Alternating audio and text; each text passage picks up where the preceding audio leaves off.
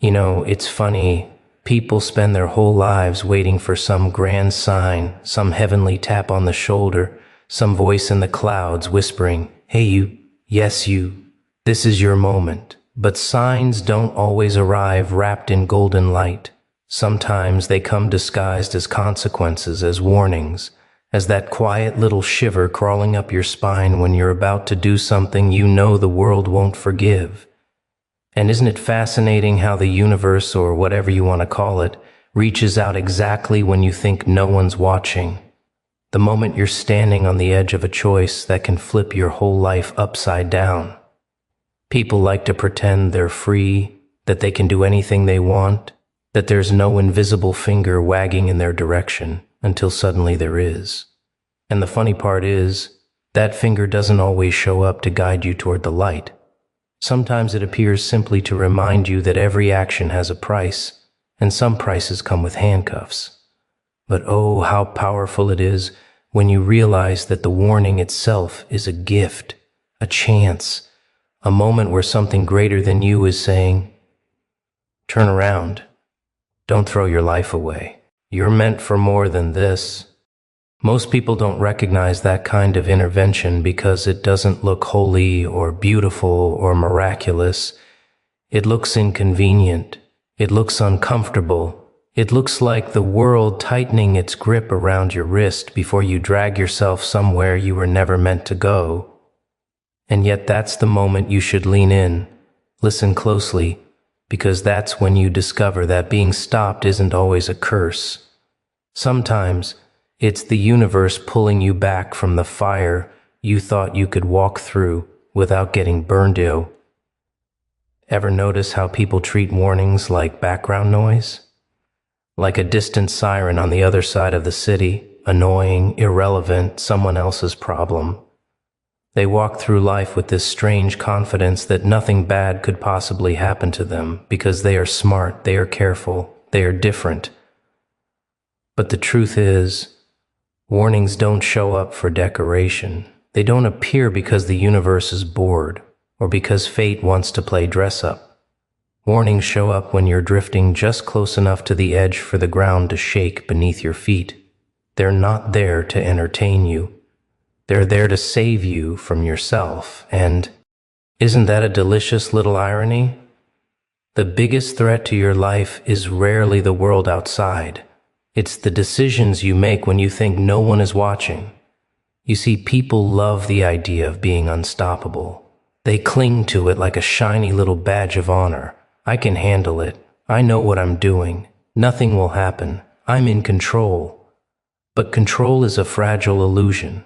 One wrong step, one impulsive decision, one moment where emotion overrides reason, and suddenly you're dangling over a cliff you didn't even notice was there.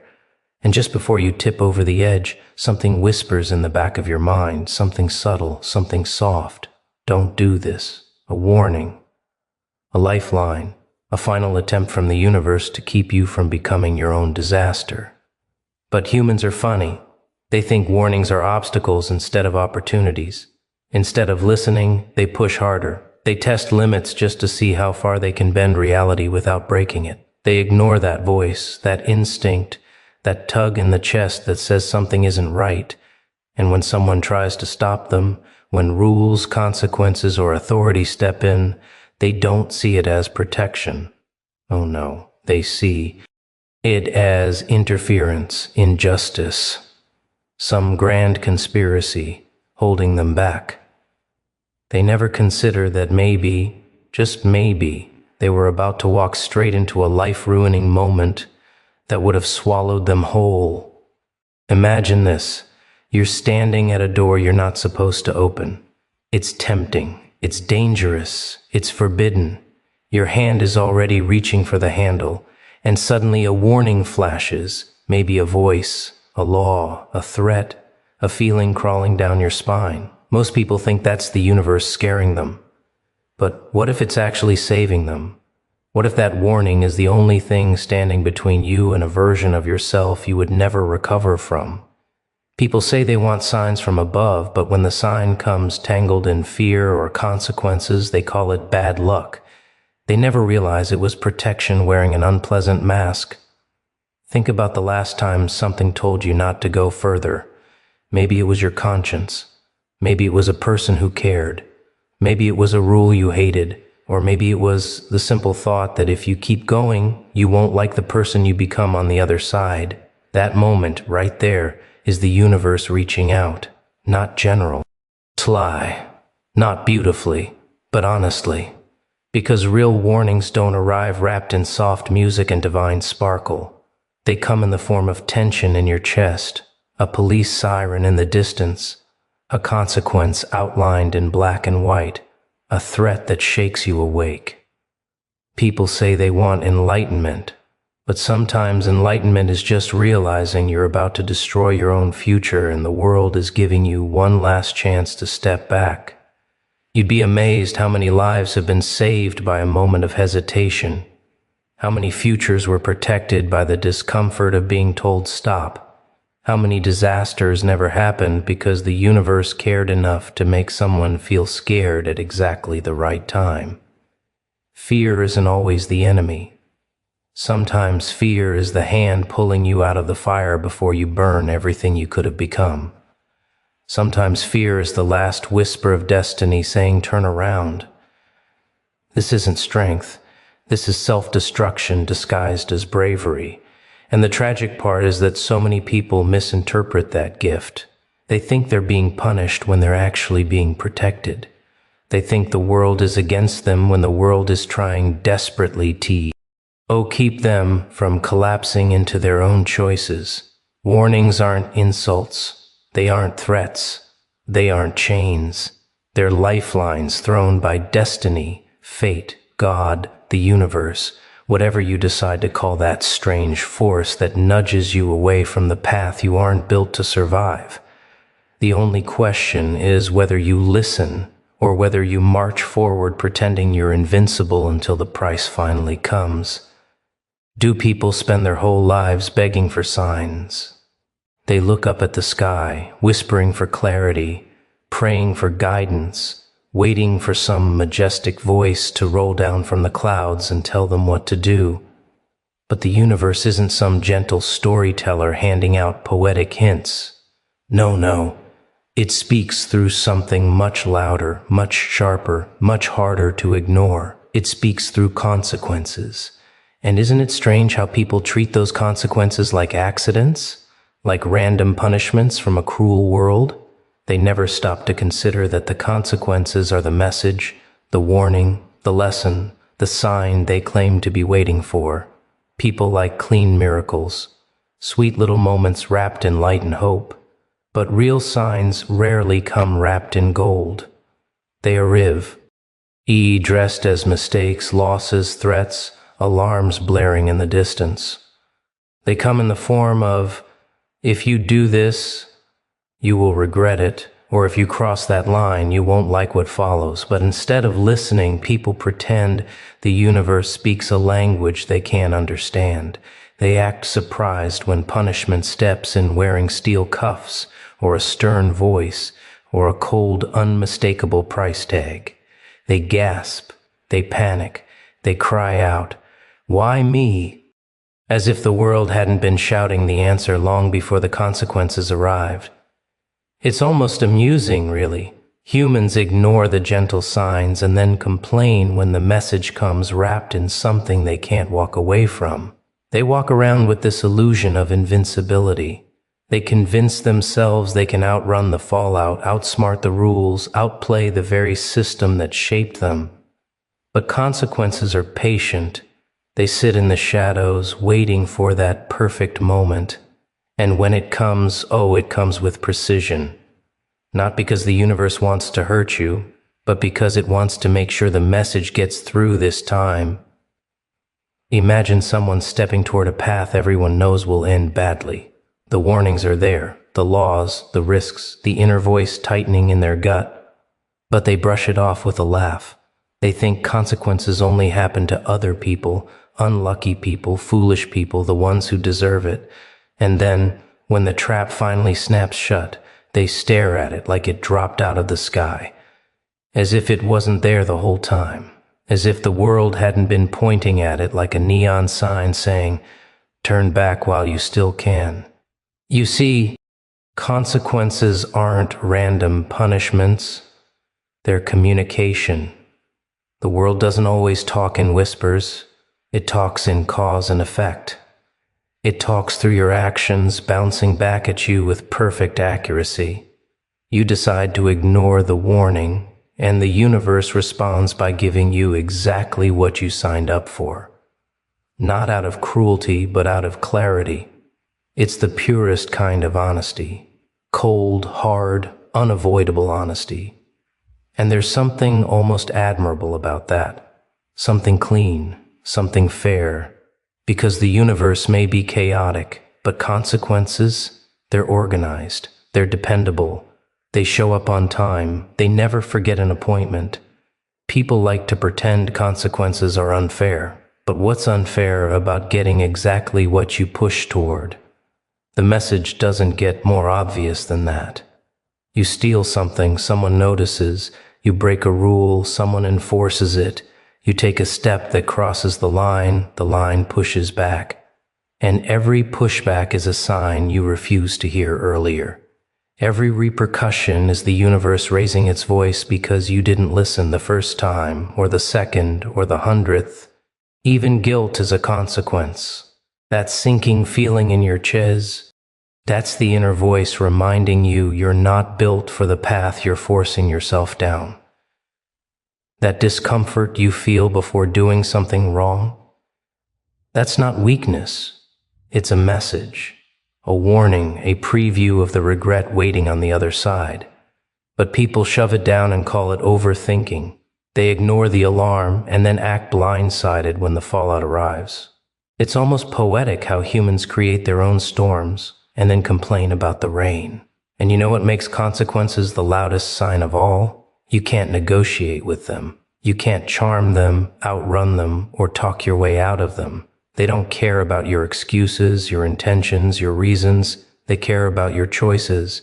And choices have echoes. They travel far. They return stronger. They return louder. They return as the very signs people pretend they never received. When you look closely, you'll realize consequences aren't against you. They aren't out to destroy you. They're simply trying to teach you the lesson you refuse to learn gently, because the universe may whisper first. But when you ignore the whisper, it always sends the echo back with a punch. There's a moment just before. A choice breaks you when the world seems quieter than usual. It's almost as if the universe is holding its breath, watching to see if you'll step forward or pull back. That moment is the real test, the one people never talk about, because it's invisible, unglamorous, uncomfortable, and absolutely terrifying. Most people live their lives pretending tests come with instructions, with guidance, with a map showing where to step and where to fall. But life doesn't work like that. The real test isn't in what everyone else sees. The real test isn't in the applause or the condemnation. It's in that private second when your hands tremble, your mind races, and your heart whispers something you'd rather ignore. You might think strength is about muscles, about courage, about action, but real strength is that quiet resistance, that inner hesitation that asks, do I really want to go down this path? Do I really want to make this choice? Most people avoid that question. They rush past it with bravado, pretending uncertainty doesn't exist. They cover it up with jokes, with confidence, with denial. But the truth is staring them right in the face. That tiny, trembling flicker of doubt, that's the universe's test. That's the moment where your character, your fate, your destiny all hang by a thread. Here's the cruel joke. People are convinced they can outrun that moment. They think a distraction, a lie, a rationalization will carry them past it. But the moment before the bad choice doesn't care about your excuses. It doesn't bend to your logic or your charm. It doesn't get intimidated by your denial. That second is relentless, patient, watching every twitch of your mind and every quiver in your resolve. It measures you. It counts every hesitation and every reckless impulse, and it decides whether you'll walk away unbroken or whether the consequences are about to wrap around you like a snake, tight and inevitable. And isn't it fascinating how people underestimate the weight of that moment? They brush it off, thinking, I can handle it, I know what I'm doing, I'm smarter than the warning signs.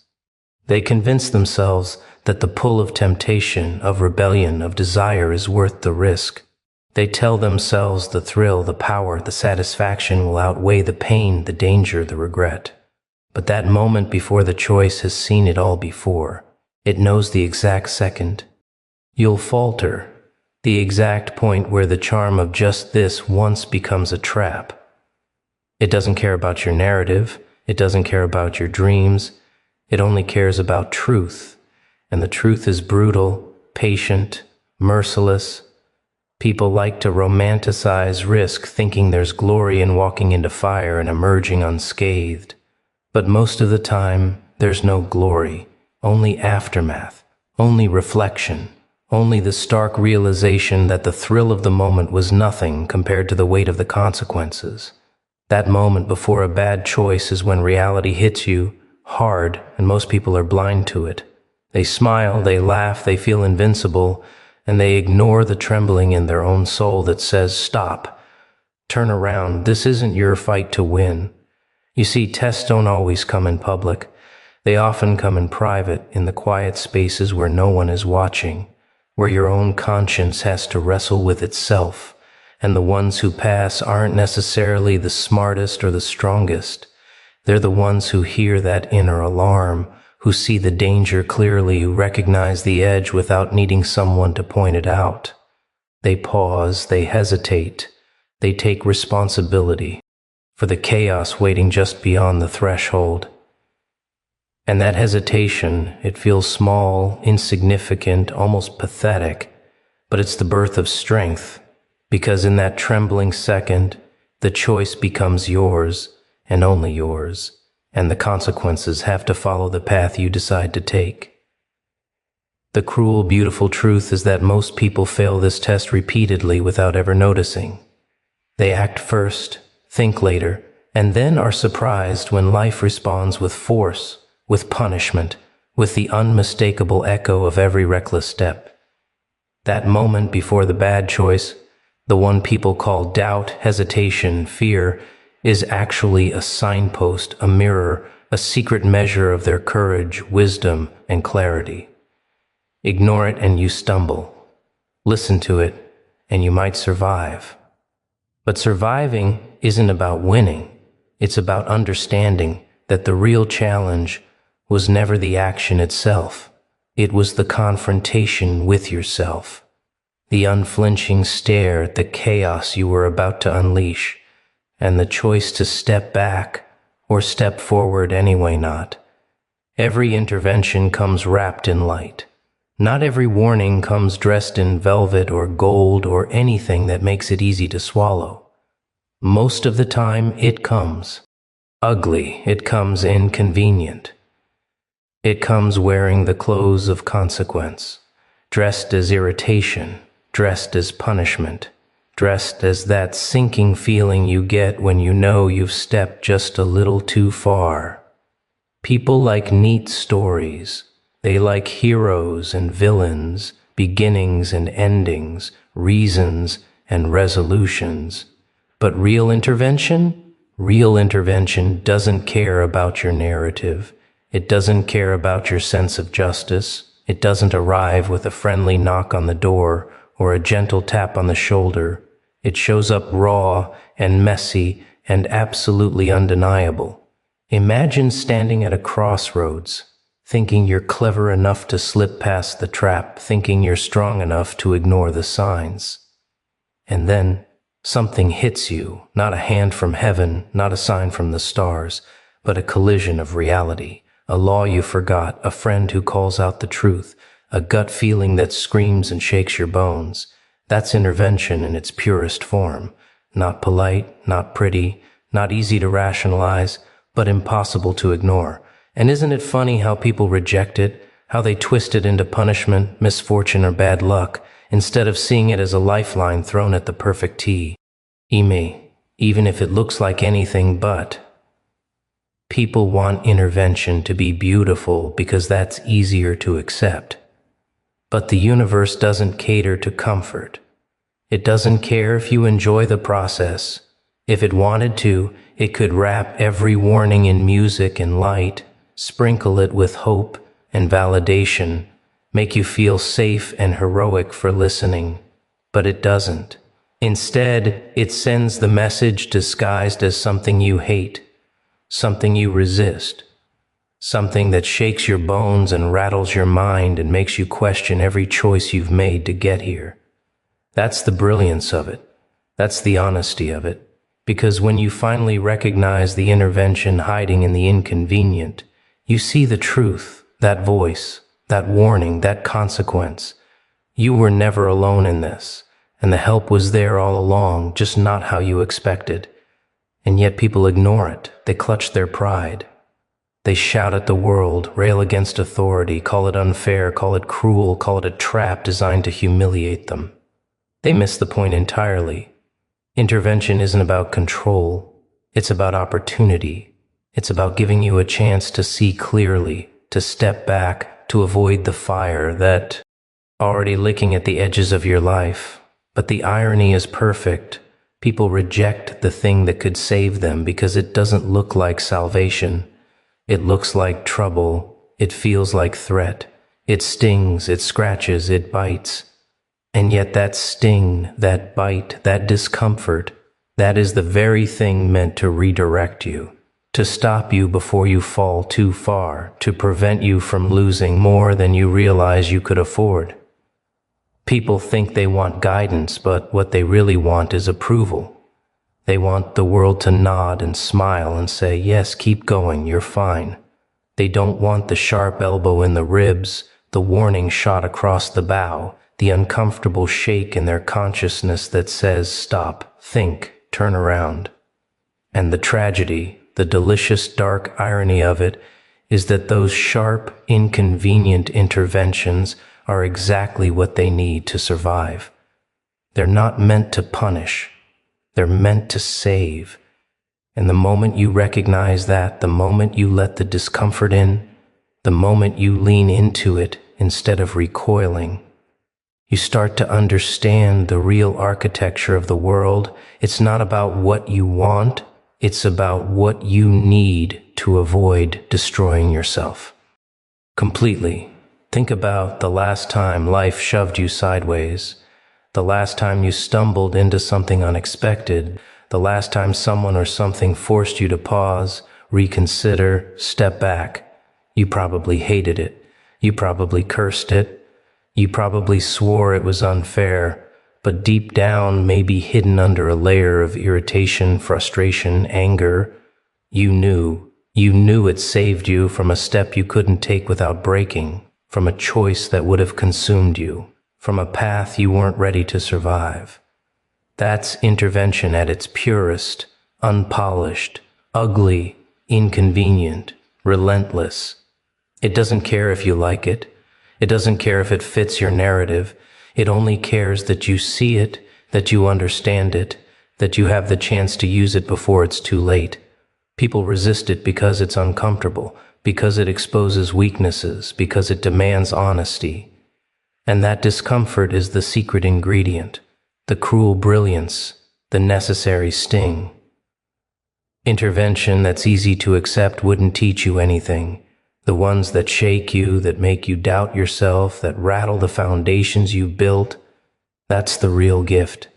That's the thing people mistake for punishment. But it's the only thing capable of pulling them back from the edge they're too blind to see. And so the world keeps nudging, keeps pushing, keeps shaking people awake in ways they refuse to recognize, because sometimes salvation doesn't arrive gently, and the only way to notice it is to bleed a little, stumble a little, and pay attention to the bite that wakes you up. Being stopped isn't always punishment. People like to think it is.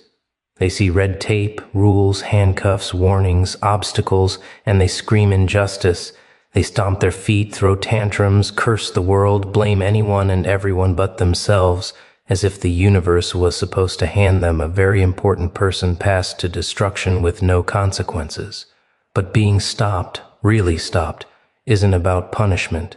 It's about intervention, about timing, about the world, life, whatever you want to call it, saying, not yet, not like this, not this way. And people hate that. They hate that because it strips away the illusion that they are in control, that they are clever enough to dance through fire and emerge unscathed. But the universe doesn't play for applause. It plays for survival. And sometimes survival is inconvenient, messy, and abrupt. Think about the last time you were stopped.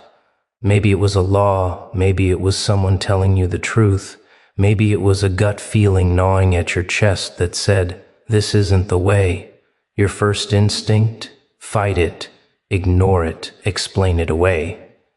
Most people can't resist the urge to rebel, to push against the walls before realizing the walls exist for a reason, and that's exactly the moment you're being protected. That's exactly the moment when the invisible hand, the silent force, whatever you want to call it, pulls you back from the edge before your foot slips. And people never notice it, they never appreciate it. They just feel the sting of friction, the irritation of being restrained, the humiliation of not getting what they thought they were owed, and they call it unfair, cruel, undeserved. They mistake rescue for punishment because the timing is inconvenient, because it hurts their ego, because they can't see the truth hidden inside the sharpness of the moment. It's always the inconvenient stops that matter most. Not the gentle nudges, not the signs you can ignore without consequence, not the soft little hints you can pretend didn't exist. No, the stops that make you stumble, that make your heart race, that force you to reconsider your path, those are the ones that are real. Those are the ones that save lives, they save futures. They save the pieces of you that you might destroy in your own arrogance, in your own blindness.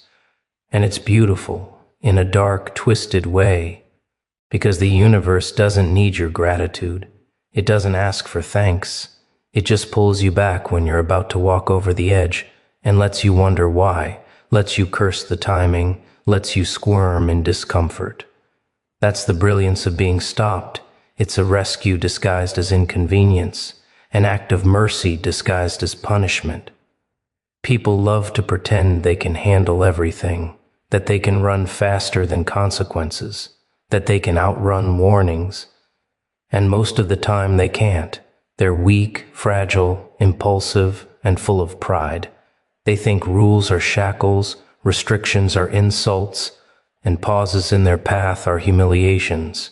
But the universe isn't trying to humiliate. It's trying to preserve, protect, redirect. When you hit a stop, when the hand comes down, when the law, the consequence, the instinct, the gut feeling halts your motion, that's not the END of the story. That's the chapter where you're given a choice, a chance, an opportunity to recognize that walking forward without caution would have led to ruin. And most people are blind to it. They see the stop as an obstacle to their desires, rather than a safeguard for their survival. The cruel, ironic truth is that people often fight the very thing that's saving them. They rail against the interruption, curse the rules, argue, plead, rationalize, try to escape the pause that keeps them from disaster. And the universe? It doesn't retaliate. It doesn't yell. It doesn't scold. It simply waits, patiently, watching to see if you'll notice, if you'll finally understand that the stop was never the enemy, that the stop, in its inconvenient, uncomfortable, abrupt glory, was the thing that kept you whole when you were about to fracture, that prevented you from stepping into chaos you weren't ready to survive. People never see it, they never thank it. They just grit their teeth and push against it, failing to realize that being stopped is sometimes the clearest form of guidance, the most brutal form of protection, the only way the world could speak loudly enough to be heard over the noise of their own arrogance. And when you finally do notice, when you pause, when you consider, when you realize the timing wasn't coincidence, the restriction wasn't random, the stop wasn't punishment, you begin to understand a little about the dark poetry of life. You understand that the universe doesn't need your compliance or gratitude to do its work. You understand that your destruction isn't inevitable, but your attention, your awareness, your willingness to recognize the invisible force, that is what determines whether you survive or fall. Being stopped isn't a wall, it's a lifeline, a chance, a pause long enough to reconsider before the consequences arrive, merciless and unforgiving, and remind you that you aren't as untouchable as you thought. The world has a way of tightening its grip just when you think you're free. People love to believe they have all the space they need, that their choices are theirs alone, that the edges of consequence are something that happened to other people, not them. But reality has other plans. Life, the universe, whatever you want to call it, doesn't wait for you to be ready. It doesn't care about your timing, your excuses, your clever plans. When you drift too close to danger, when your pride pushes you towards something you weren't built to handle, that grip comes down like a hand from nowhere, and most people don't even notice until it's tight around their wrists, their ankles, their throat, their mind. It's subtle at first, just a new DGE, a pressure, a feeling in your chest that something isn't right. And if you ignore it, it becomes impossible to ignore. That's the beauty, the cruelty, the precision of it.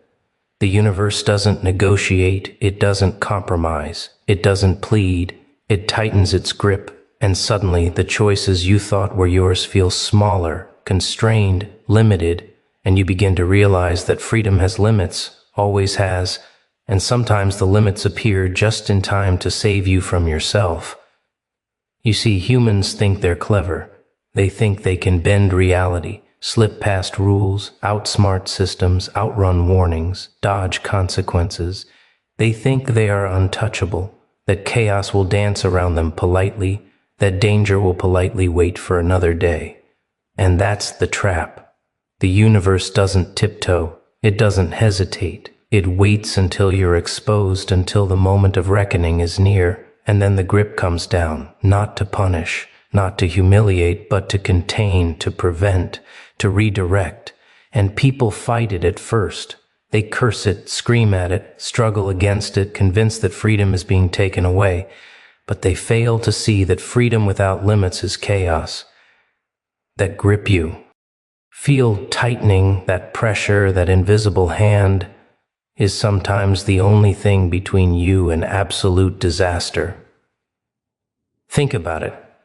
How many times have people walked through life imagining there are no walls, imagining the universe is a playground where consequences are optional, where boundaries are suggestions, where risk is only a thrill, not a threat.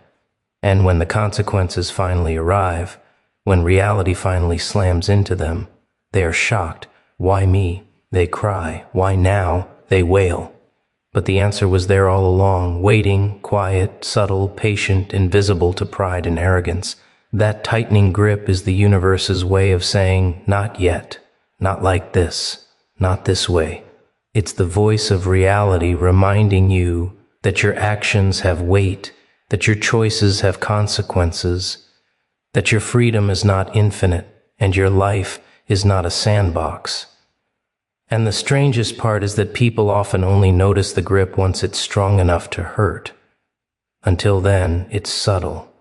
A whisper of doubt, a feeling of unease, a hesitation in the gut.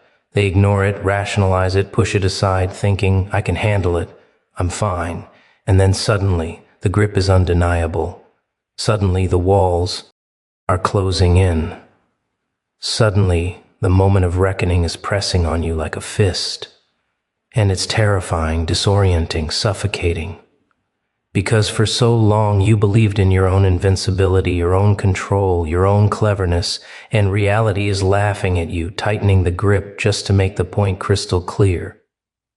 There's no debate, no compromise, no escape from the consequences that have been forming quietly, patiently, waiting for the precise moment when you'd realize, too late, that freedom isn't freedom, that chaos isn't fun, that the edge you were flirting with isn't yours to dance on. Most people recoil, fight, resist, lash out, pretending they can break the grip, but the grip doesn't yield to tantrums, to rage, to arrogance. It doesn't care about your complaints. It only cares that you notice, that you acknowledge, that you understand the simple, brutal truth. Unchecked, untamed behavior always meets resistance. The tighter the grip, the closer you were to disaster. And the grip is merciful in a dark, twisted way. It stops you before you fall. It restrains you before you break. It intervenes in the most uncomfortable, unwelcome, unavoidable manner because subtle warning. G's are easy to ignore, but consequences are loud, inescapable, and immediate. And sometimes that's the only way to get through to people who refuse to listen, who refuse to see, who refuse to believe that life isn't a toy, and freedom isn't permission to destroy yourself. Accountability is a strange thing, isn't it? People talk about it like it's a moral obligation, like it's some polite way to live.